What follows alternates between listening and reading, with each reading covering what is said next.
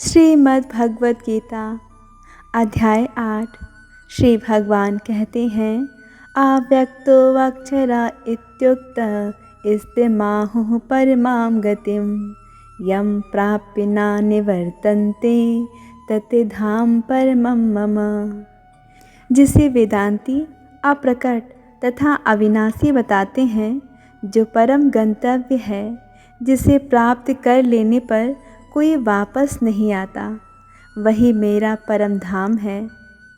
तात्पर्य है कि ब्रह्म संहिता में भगवान कृष्ण के परम धाम को चिंतामणि धाम कहा गया है, जो ऐसा स्थान है जहाँ सारी इच्छाएं पूरी होती हैं। भगवान कृष्ण का परम धाम गोलोक वृंदावन कहलाता है और वह पारस मणि से निर्मित प्रसादों से युक्त है। वहाँ पर वृक्ष भी हैं जिन्हें कल्पतरु कहा जाता है, जो इच्छा होने पर किसी भी तरह का खाद्य पदार्थ प्रदान करने वाले हैं। वहाँ गौवें भी हैं जिन्हें सुरभि गौवें कहा जाता है और वे अनंत दुग्ध देने वाली हैं। इस धाम में भगवान की सेवा के लिए लाखों लक्ष्मियाँ हैं। वे आदि भगवान गोविंद तथा समस्त कारणों के कारण कहलाते हैं। भगवान बंसी बजाते हैं। उनका दिव्य स्वरूप समस्त लोकों में सर्वाधिक आकर्षक है। उनके नेत्र कमल दलों के समान हैं और उनका शरीर मेघों के वर्ण का है। वे इतने रूपवान हैं कि उनका सौंदर्य हजारों कामदेवों को मात करता है। वे पीत वस्त्र धारण करते हैं। उनके गले में माला रहती है और केसों में मोर पंख लगे रहते हैं। भगवत गीता में भगवान कृष्ण अपने निजी धाम गोलोक वृंदावन का संकेत मात्र करते हैं, जो आध्यात्मिक जगत में सर्वश्रेष्ठ लोक है। इसका विशद वृत्तांत ब्रह्म संहिता में मिलता है। वैदिक ग्रंथ बताते हैं कि भगवान का धाम सर्वश्रेष्ठ है और यही परम धाम है। एक बार वहाँ पहुँचकर फिर से भौतिक संसार में वापस नहीं आना होता। कृष्ण का परम धाम तथा स्वयं कृष्ण अभिन्न हैं, क्योंकि वे दोनों एक से गुण वाले हैं। आध्यात्मिक आकाश में स्थित इस गोलोक वृंदावन की प्रतिकृति वृंदावन इस पृथ्वी पर दिल्ली से 90 मील दक्षिण पूर्व स्थित है। जब कृष्ण ने इस पृथ्वी पर अवतार ग्रहण किया था, तो उन्होंने इसी भूमि पर, जिसे वृंदावन कहते हैं और जो भारत में मथुरा जिले के 84 वर्ग मील में फैला हुआ है, क्रीड़ा की थी। श्री भगवान कहते हैं, पुरुषः सः परः पार्थ भक्त्या लभ्यस्त्वनन्यया यस्यान्तः स्थानि भूतानि येन सर्वमिदं ततं। भगवान जो सबसे महान है, अनन्य भक्ति द्वारा ही प्राप्त किए जा सकते हैं। यद्यपि वे अपने धाम में विराजमान रहते हैं, तो भी वे सर्वव्यापी हैं और उनमें सब कुछ स्थित है। तात्पर्य है कि यहाँ यह स्पष्ट बताया गया है कि जिस परम धाम से फिर लौटना नहीं होता, वह परम पुरुष कृष्ण का धाम है। ब्रह्म संहिता में इस परम धाम को आनंद चिन्मय रस कहा गया है, जो ऐसा स्थान है जहाँ सभी वस्तुएं परम आनंद से पूर्ण है। जितनी भी विविधता प्रकट होती है, वह सब इसी परमानंद का गुण है। वहाँ कुछ भी भौतिक नहीं है। यह विविधता भगवान के विस्तार के साथ ही विस्तृत होती जाती है, क्योंकि वहाँ की सारी अभिव्यक्ति पराशक्ति के कारण, जैसा कि 7वें अध्याय में बताया गया है। जहाँ तक इस भौतिक जगत का प्रश्न है, यद्यपि भगवान अपने धाम में ही सदैव रहते हैं, तो भी वे अपनी भौतिक शक्ति माया द्वारा सर्वव्याप्त हैं। इस प्रकार वे अपनी परा तथा अपरा शक्ति द्वारा सर्वत्र भौतिक तथा आध्यात्मिक दोनों ब्रह्मांडों में उपस्थित रहते हैं। यस्यांतः स्थानि का अर्थ है कि प्रत्येक वस्तु उनमें या उनकी परा या अपरा शक्ति में निहित है। इन्हीं दोनों शक्तियों के द्वारा भगवान सर्वव्यापी हैं। कृष्ण के परम धाम में या असंख्य बैकुंठ लोकों में भक्ति के द्वारा ही प्रवेश संभव है। जैसा कि भक्त्या शब्द द्वारा सूचित होता है कि किसी अन्य विधि से परम धाम की प्राप्ति संभव नहीं है। वेदों में भी परम धाम तथा भगवान का वर्णन मिलता है। एको वसी सर्वगः कृष्णः, उस धाम में केवल एक भगवान रहता है जिसका नाम कृष्ण है। वह अत्यंत दयालु विग्रह है और एक रूप में स्थित होकर भी वह अपने को लाखों श्वासों में विस्तृत करता रहता है। वेदों में भगवान की उपमा उस शांत वृक्ष से दी गई है जिसमें नाना प्रकार के फूल तथा फल लगे हैं और जिसकी पत्तियां निरंतर बदलती रहती हैं। वैकुंठ लोक की अध्यक्षता करने वाले भगवान के स्वांश चतुर्भुजी हैं और विभिन्न नामों से विख्यात हैं।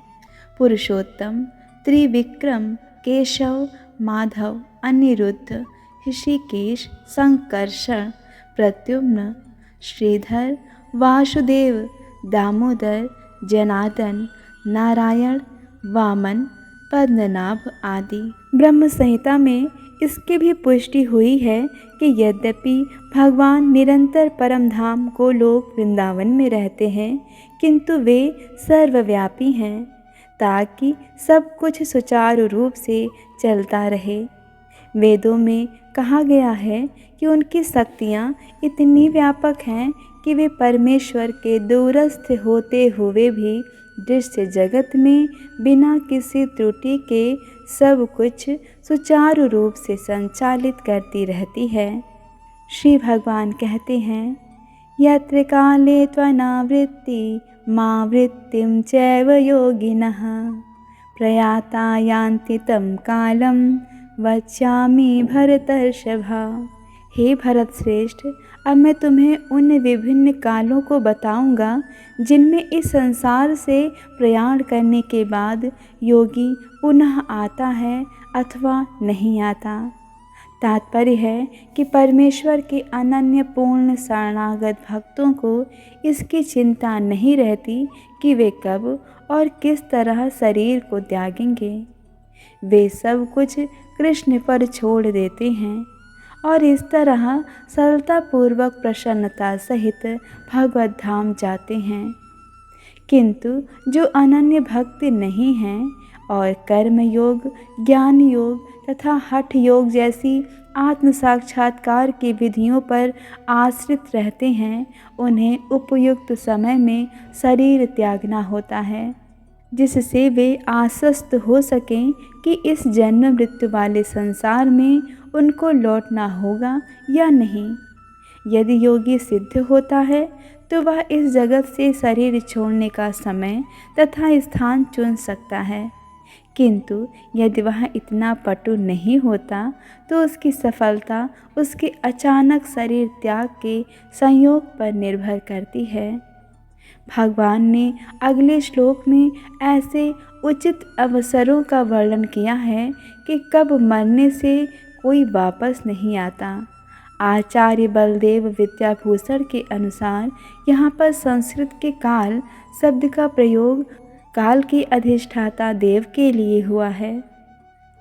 श्री भगवान कहते हैं, अग्निर्ज्योतिर्रहः श्री शुक्लः षड्मासा उत्तरायणं तत्र प्रयाता गच्छन्ति ब्रह्म ब्रह्मविदो जनाः।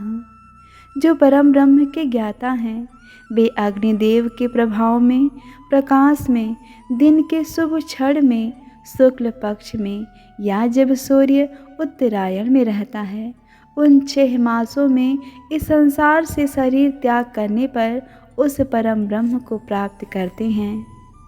तात्पर्य है कि जब अग्नि, प्रकाश, दिन तथा पक्ष का उल्लेख रहता है तो यह समझना चाहिए कि सबों के अधिष्ठाता देव होते हैं। जो आत्मा की यात्रा की व्यवस्था करते हैं।